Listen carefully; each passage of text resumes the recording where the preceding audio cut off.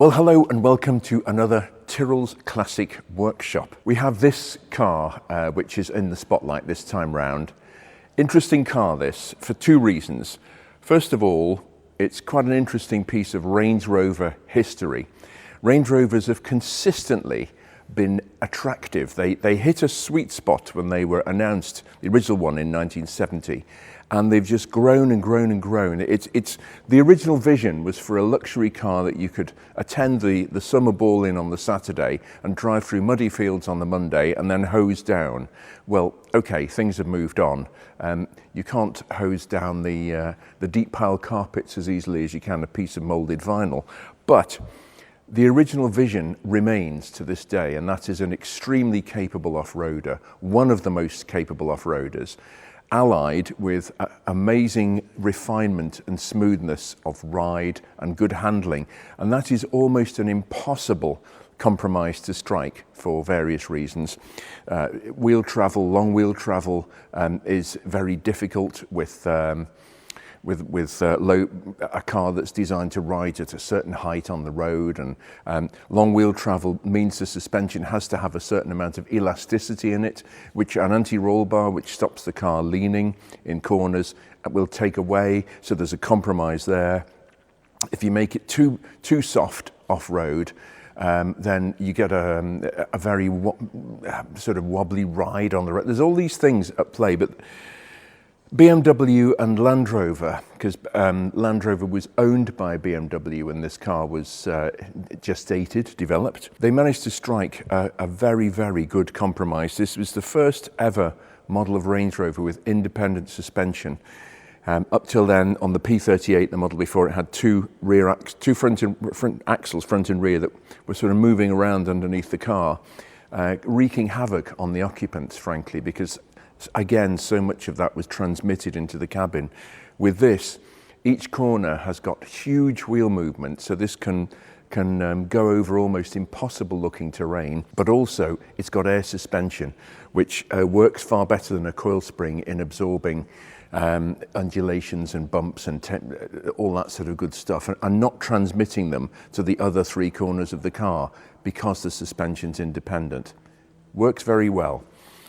So this car was groundbreaking, literally, when it came out in 2002 or thereabouts. Because it was owned by BMW, the engine they used was the M62. It's a 4.4 litre V8. It was also used in the 8 Series, the 840 CI, and the 7 Series, the 740i. It was a good engine, all alloy, but it did have its problems with timing chains in particular. Car manufacturers can't seem to engineer a lot of them, decent timing chain setups, or they don't want to, more specifically, because of the cost and the fact that they will then last forever, virtually. So this engine is not without its issues, the BMW V8, but it was also used in the Bentley Arnage when Rolls-Royce and Bentley ceased being under the same roof at Crewe. BMW were supplying Rolls-Royce and Bentley with a lot of components, even right down to the heating and air conditioning control panel on the center console. But they weren't happy with the V8 in the Arnage. It wasn't powerful enough, so they sent it to Cosworth Engineering, and Cosworth actually put a twin turbo installation on it, and that was the Bentley Arnage Green Label, which wasn't actually powerful enough for the job in hand. So eventually, another story, they went on to the Red Label Bentley Arnage, which restored the kudos of the big V8 at Bentley, but I digress. This is, as a package, it works very well. The L322 has developed a sort of cult following. I've got a 2006 V8 supercharged, which I've had for quite a few years, 5, 6, 7 years, something like that. Jeremy Clarkson has got his L22 and L322, and we keep having conversations about how much we love them. I think Jeremy Clarkson's still got one, but this is the petrol. This is a 4.4 litre petrol. But the other thing is, this car was owned by Georgios Kyriakos, or something along the lines of that, which is all Greek to me, but basically it was George Michael, the musician, the singer. He loved his Range Rovers, and this car was his property. He had it new, he spec'd it up, and it was his car for a number of years. I'd love to have been privy to some of the conversations that took place in this car. There's actually a photograph of him singing in the car in the passenger seat when he's being driven somewhere. I mean, George Michael is one of the best-selling male vocalists of all time, and he did have an amazing talent for music. So many recording artists, I've spent a lot of time in recording studios over the years, and so many recording artists, almost, even some of them, this is how bad it gets, it's syllable by syllable.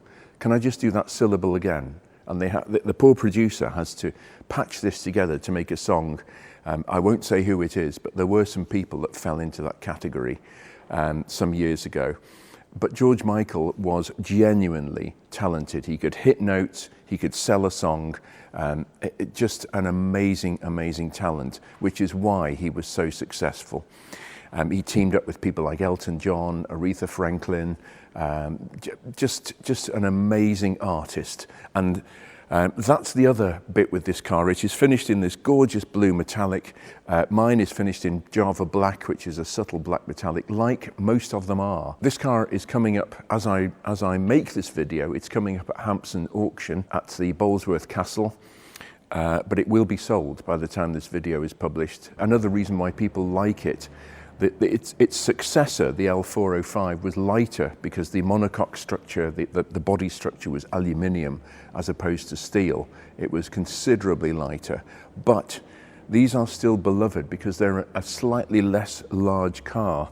The successor to this, the L405, is sort of 6-8 inches wider. And in car parks in this country and in Europe, where spaces are not as big as they are in the US, that can make a difference. That can make the car less accessible and less easy to park. So that's one of the reasons why these are so beloved. It's always interesting to know how much of a halo effect having a celebrity owner of a car has over the standard car's value. There's been a couple of important Range Rovers have sold at auction recently, driven by Queen Elizabeth II, Her Majesty, and of course I would think that's probably the ultimate Range Rover owner, really. But they are beloved of, whenever you see photographs of royals, either notorious or in favour, they're normally travelling in a Range Rover. Very interesting car. I am a complete devotee of them. The later car's reliability, the L405, had some interesting track records, but this also had an interesting track record in that it was owned by one of the greatest recording artists of all time. So there you have it, the L322 Range Rover, which was ex-George Michael. He had 2 or 3 of them, but this was one of them. His car, yeah, there we are, George Michael's Range Rover.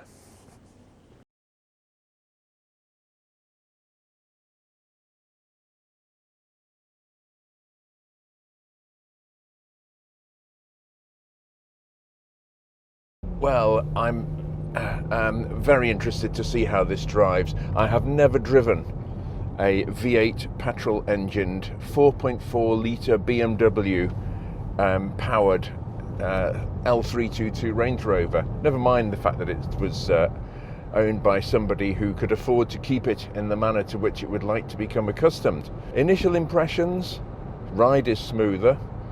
The 4.2 supercharged was quite a niche model. It was, I think, allegedly the top of the range of the Range Rovers at the time, although of course when you're making cars, one-off cars for royalty, for Her Majesty, Queen Elizabeth II, etc., it's very difficult to describe top of the range accurately, but it feels quite tight, this car. It feels quite okay.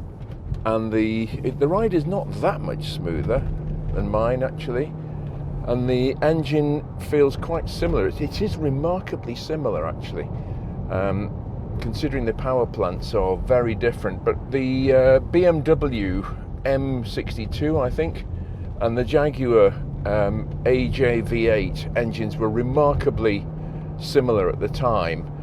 My supercharged car is 4.2 litre. This is normally aspirated 4.4, but they're both all alloy 4-cam V8s, and they both the Jaguar, the supercharged versions of the Jaguar V8 engine, which won loads of awards. Actually, it was one of the first engines to have 5mm valve stems, tiny valve stems to help gas flow, help the gases get past it. But the supercharged ones, because they were more heavy duty, that the V8 engines were going to do in the Jaguar installation, the supercharged engines had aluminium timing chain tensioners, which were sort of up to purpose, really.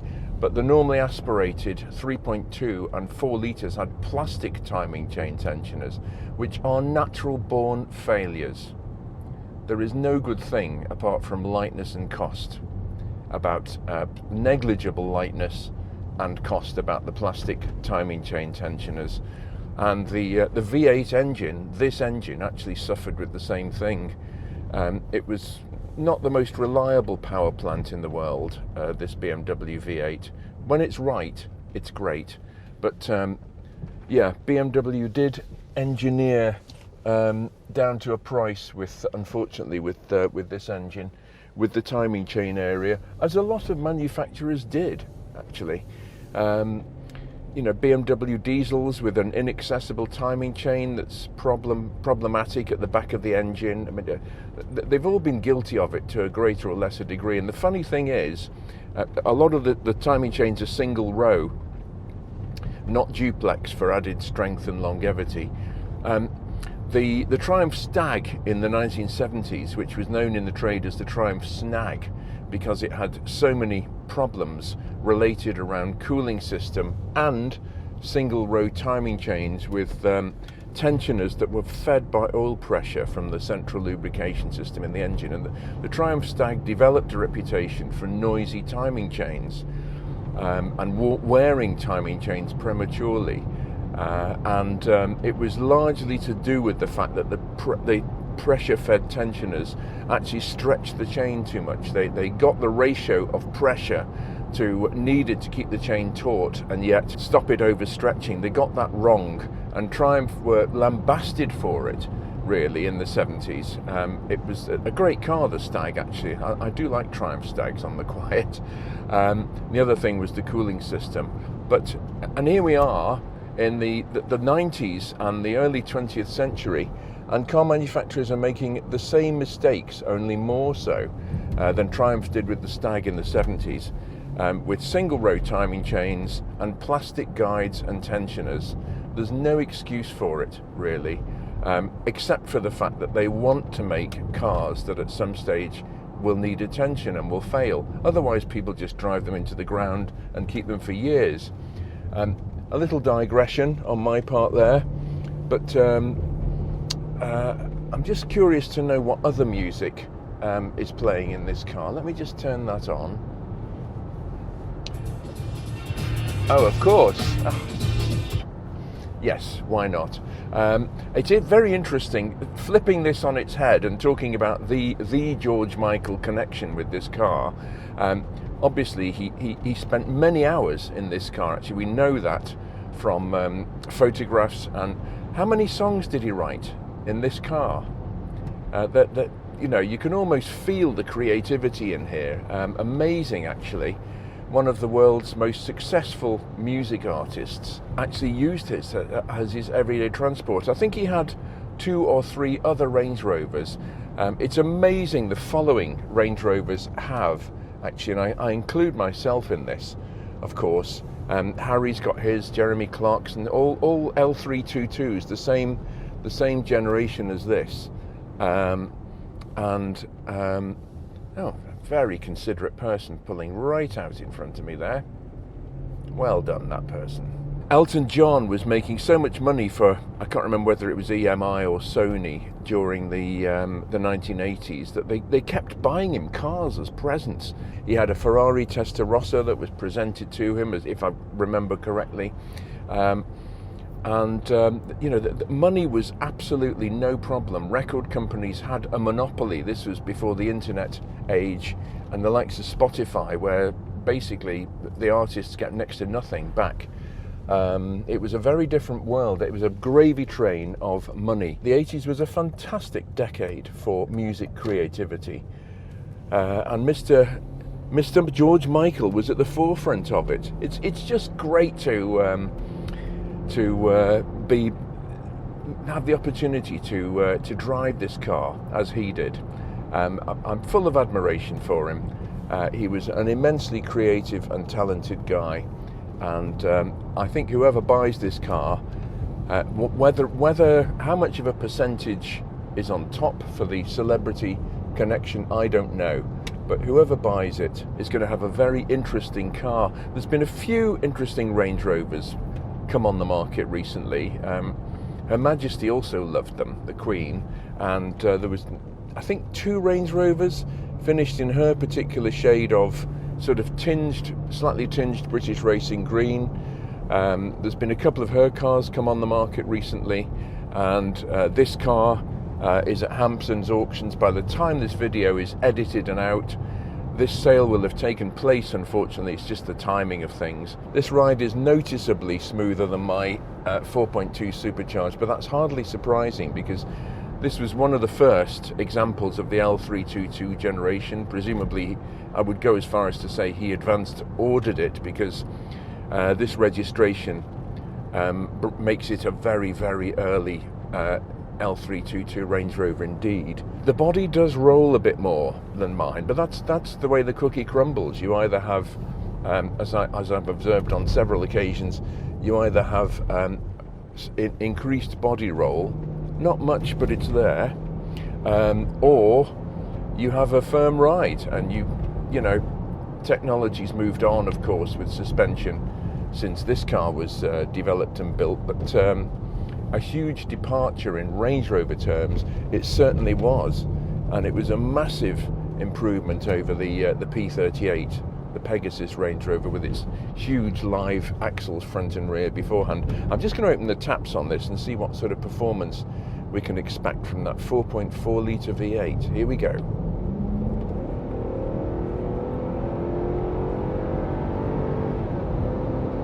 Yeah, it's nothing like as quick as my 4.2 supercharged, but that, of course, is to be expected. I get the impression the engine's working pretty hard in this. It's quite interesting the way they've arranged the throttle positioning on this, because if you touch the accelerator a little bit, it's very responsive. And if you touch it quite a lot more and push the accelerator more, it actually doesn't respond that much more. So it's designed to be snappy on pickup and make it feel responsive. Yeah, I'm just going to hustle it a bit through this corner and see how it compares to my LT322, which I've done thousands of miles in.